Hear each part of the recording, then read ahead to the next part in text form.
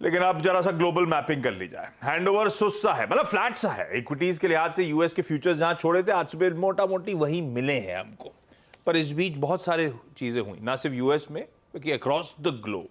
Harshada, handover है कैसा हमारे लिए, क्या क्या हुआ? डिसेंट हैंडओवर आप कह सकते हैं आशीष, क्योंकि ज्यादा आतिशबाजी नहीं हुई है, थोड़ा सा टेम्पर्ड ट्रेड ही देखने को मिला अमेरिकी बाजारों में। डाउ में एक्शन था, लेकिन नैस्डैक और एस&पी जो लगातार तेजी में रहे हैं वहां पर एक हल्की सी मुनाफा वसूली आती हुई दिखाई दी। कल ऑफ कोर्स सभी की नजरें थी कि डेटा पॉइंट्स क्या उभर कर आएंगे। आज शाम को जो नॉन फार्म पेरोल डेटा आने वाला है, कल का जो जॉबलेस क्लेम डेटा आया, अब इस पर फेडरल रिजर्व क्या एक्शन लेगा। इससे पहले ईसीबी ने दरअसल 2019 के बाद 5 सालों में पहली बार दरअसल वो रेट कट अनाउंस किया 25 बेसिस पॉइंट का। तो अब ईसीबी की जो बेंचमार्क रेट है वो 3.75 पर आ चुकी है वर्सेस 4%। हालांकि ईसीबी ये भी मेंशन कर रहा है कि 2025 के लिए उन्होंने अपना जो इन्फ्लेशन फोरकास्ट है वो 2% से बढ़ाकर 2.2% रखा है। तो वो थोड़ी सी टिंकरिंग हुई है। अब इस पर्सपेक्टिव में लोग यही पूछ रहे हैं कि फेडरल रिजर्व का अगला स्टांस क्या होता हुआ दिखाई देगा, क्योंकि परसों हमने बैंक ऑफ कनाडा की तरफ से वो रेट कट देखा, अब ईसीबी ने भी कर दिया है। जुलाई और अगले हफ्ते जो फेडरल रिजर्व की बैठक होने वाली है उसमें रेट कट तो नहीं होगा, लेकिन हाँ अब सितंबर के महीने से एक्सपेक्टेशन ज्यादा बढ़ती हुई दिखाई दी है। साथ ही साथ आज नजरें इस बात पर रहेंगी कि नॉन फार्म पेरोल का आंकड़ा क्या आता है और लार्जली वो लेबर मार्केट से क्या सिग्नल्स बनते हुए दिखाई देते हैं। अब तक मार्केट यही समझ कर चल रहा है कि थोड़ा थोड़ा करके ये तमाम डेटा पॉइंट्स फेडरल रिजर्व को पुश करेंगे रेट कट के लिए, तो वही एक बड़ा क्रूशल चीज है। देखते हैं वहां पर क्या स्टेटमेंट्स और क्या माहौल उभर कर आता है, लेकिन क्लियरली आज जो ईसीबी वाला रेट कट ही सबसे बड़ा इंपॉर्टेंट ट्रिगर है ग्लोबल मार्केट्स के लिए। एक बड़ा सेंट्रल बैंक कटौती की तरफ बढ़ चला। ईसीबी 2019 के बाद पहली बार ब्याज दरों में कटौती, और स्ट्रीट के होप्स अब यूएस फेड पे टिके हुए हैं। लार्जली फैक्टर इन हो रहा है सितंबर में उसकी तरफ से मूव, और फिर हो सकता है मॉनसून अच्छा रहा तो, प्लस ये जो अभी चर्चा हो रही थी नए गवर्नमेंट फॉर्मेशन के बाद अगर आरबीआई का कॉन्फिडेंस बढ़ा, एमपीसी का बढ़ा, तो साल अंत आते आते हमारे दरों में कटौती। ये मोटा मोटी तस्वीर है आने वाले समय की। लेकिन कल का सेशन एक बार स्क्रीन पे रखिएगा। हाँ, हरे में बंद हुए, लेकिन दायरा और बहुत वॉलेटाइल कामकाज था। वो तो जैसे मेंशन होता, लक्ष्मण की एक्सक्लूसिव मेरे ख्याल से वो 250 255 के आसपास आई थी। उसके बाद से वो जाते जाते हमने दमखम दिखाया और इक्वेशन बढ़िया हुई, अदरवाइज वॉलेटिलिटी काफ़ी थी।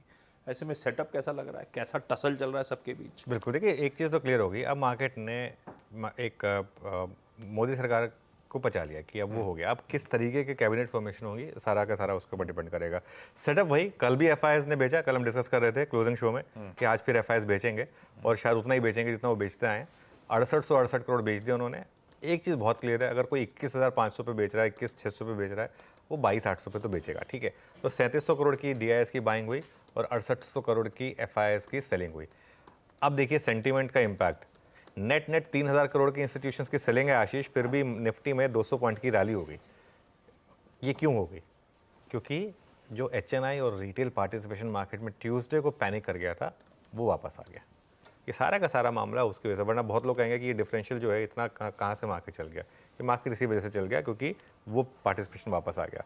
इंडेक्स फ्यूचर्स में कवरिंग हुई बहुत ज़्यादा नहीं, लेकिन 1566 करोड़ की बाइंग है। स्टॉक फ्यूचर्स में तो सेलिंग हो गई उल्टा 4500 करोड़ की। With in index futures 741 crore bank Nifty में बाय किया गया, 790 करोड़ निफ्टी फ्यूचर में बाय किया गया। और अगर आप ट्रेंड देखेंगे तो जो 4 जून को मैसिव सेलिंग हुई थी, उसके बाद 2 दिन थोड़ी सी कवरिंग हो चुकी है।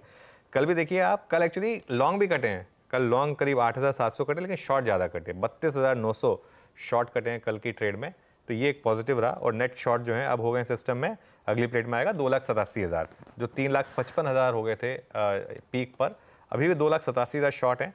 और अभी भी एफआई 17% ही लॉन्ग है। विक्स कूल ऑफ होना शुरू हो गया है, थोड़ा और कूल ऑफ हो जाएगा मेरे ख्याल से। 11% कल कोलैप्स हो गया, 16.8 पर आ गया। पुट कॉल रेशियो 1.03 पर है वर्सेस 0.75। बैन में इकलौता बेचारा जी बचा हुआ है। तो सेटअप जो है वो न्यूट्रलिश ही है। आई थिंक मार्केट अभी भी बाकी खबरों पर, दिल्ली से जो आ रही हैं और जो पॉलिसी हैं, उन्हीं पर रिएक्ट करेगा। अभी तो खबरों का तांता लगा ही रहेगा। आज दिन भर भी एक्शन पैक्ड रहने वाला है। इधर क्रेडिट पॉलिसी, उधर दिल्ली के डेवलपमेंट, शाम को इंतजार रहेगा यूएस की जॉब्स रिपोर्ट, क्योंकि आखिरी इंपॉर्टेंट डेटा होगा हमारे हाथ में यूएस की अगले हफ्ते की फेड मीट से पहले। अगले हफ्ते वेडनेसडे को शाम को फेड मीट का आउटकम भी आना है, तो इंटरेस्टिंग है सब कुछ। अब ऐसे में निफ्टी पे अप्रोच क्या रखें? हमने बहुत कुछ पचा लिया, वॉलेटाइल जरूर था, लेकिन नेट नेट अगर आप डटे खड़े रहे तो बहुत ज़्यादा अफसोस हुआ नहीं होगा आपको मार्केट्स पे। क्या अप्रोच रखें निफ्टी की आज? अब वीकेंड सामने खड़ा है, खूब सारे न्यूज़ पेक्स वहाँ पे लाइंड अप होंगे। देखिए, निफ्टी पर अप्रोच की जहाँ तक बात है, अब फाइनली हम लेवल बेस्ड अप्रोच ले सकते हैं, क्योंकि पिछले 3-4 दिन में मार्केट के हाईज लोज इतने हो गए थे वॉलेटाइल कि कोई अप्रोच लेना मुश्किल हो गया था। आज मैं एक लेवल बेस्ड अप्रोच ले सकता हूँ मार्केट में, क्योंकि मेरा मानना यह है कि अब market normal level based trade को रिस्पेक्ट करेगा। पहला रेजिस्टेंस मिलेगा आपको 22,910 पर, कल का हाई, और बड़ा रेजिस्टेंस मिलेगा आपको 23,000 से 23,150, 23,000 के कॉल राइटर्स जहाँ पर बैठे हैं उसके हिसाब से। तो ये एक रेजिस्टेंस जोन हो गया आपके लिए। ऐसे मार्केट में मेरी स्ट्रैटेजी होती है कि फर्स्ट सपोर्ट जोन में बाय करें और सेकंड सपोर्ट जोन के आसपास स्टॉप लॉस लगा दें। फर्स्ट सपोर्ट कहाँ पर है? एक छोटा सा बैंड है 22,594 से 22,642। क्या क्या है यहाँ पर? यहाँ पर कल का लो है, यहाँ पर 20 डेमा और यहाँ पर 10 डेमा भी है ऑलमोस्ट। तो इसके लिए ये जो जोन है ये बहुत क्रूशियल हो जाएगा, और बड़ा सपोर्ट के बाद आपको मिलेगा 22,400 पर, आशीष, जो ऑप्शंस के हिसाब से। तो बाय जोन होगा आपका 22,650 से 22,700 का, अगर मार्केट आपको कोई डिप दे, और उसमें एक स्टॉप लॉस लगा दें 22,575 का। बेसिकली फर्स्ट सपोर्ट के लोअर एंड के थोड़ा नीचे, क्योंकि उसके नीचे फिर स्टॉप लॉस बहुत डीप हो जाता है 22,400 का। इसके लिए ये एक अप्रोच रहेगी। चली ट्रेड तो चली, नहीं चली तो स्टॉप लॉस लग गया, कोई दिक्कत नहीं। और एक सेल जोन भी है 22,650 से 22,700, लेकिन सेल जोन में फिर बोल रहा हूँ, प्रोवाइडेड मार्केट आपको ये हिंट दे कि ये रिजेक्ट हो रहा है। ये जोन 22,650 से 22,700 का जोन अगर रिजेक्ट होने लगे तो वहाँ पर उल्टा बोल गया मैं, 22,950 से 23,000 का जोन, ये है सेल जोन। अगर ये रिजेक्ट होने लगे, यहाँ पर सेल करें और एक 23,050 का स्टॉप लॉस लगा लें। ये अगेन मैं फिर बोल रहा हूँ, अगर आपको स्क्रीन इंडिकेशन दे कि ये जोन रिजेक्ट हो रहा है, तब ये ट्रेड होगी। ओके, ये है निफ्टी 50 का आज का समीकरण। निफ्टी बैंक आधे % का कल उछाल था, थोड़ा सा कंपैरेटिवली सबड्यूड था, लेकिन इंपॉर्टेंट एवरेजेस की खैर ये पॉकेट भी ऊपर ट्रेड तो कर रही है। क्या करना है निफ्टी बैंक में? 49,300 पे कल की क्लोज थी। बिल्कुल, देखिए, बैंक निफ्टी पर 48,673 टू 48,828, 10 और 20 डेमा, ये आपका फर्स्ट सपोर्ट हो जाएगा, ठीक है ना। और बड़ा सपोर्ट 48,250 टू 48,500 हो जाएगा, ठीक है, ये ऑप्शंस के हिसाब से। और जहाँ तक रेजिस्टेंस की बात है, फर्स्ट रेजिस्टेंस 49,500 टू 50,000 ऑप्शंस के हिसाब से, और देन 50,000 टू 50,200 ये चार्ट्स के हिसाब से, जहाँ से मार्केट में एक कोलैप्स आया था। यहाँ बाय जोन है 48,800 टू 49,000, किसी कारण से अगर आपको मिल जाए, सपोर्ट मिले वहाँ पर तभी करें, और 48,650 का स्टॉप लॉस लगा दें। और अगर स्क्रीन पर कमज़ोरी दिखे तभी आप सेल करें, वरना सेल मत करें, और स्टॉप लॉस जो है वो दिन का हाई रखें। ये बैंक निफ्टी पर ट्रेड हो जाएगी। ये हो गई निफ्टी बैंक की आज की रणनीति।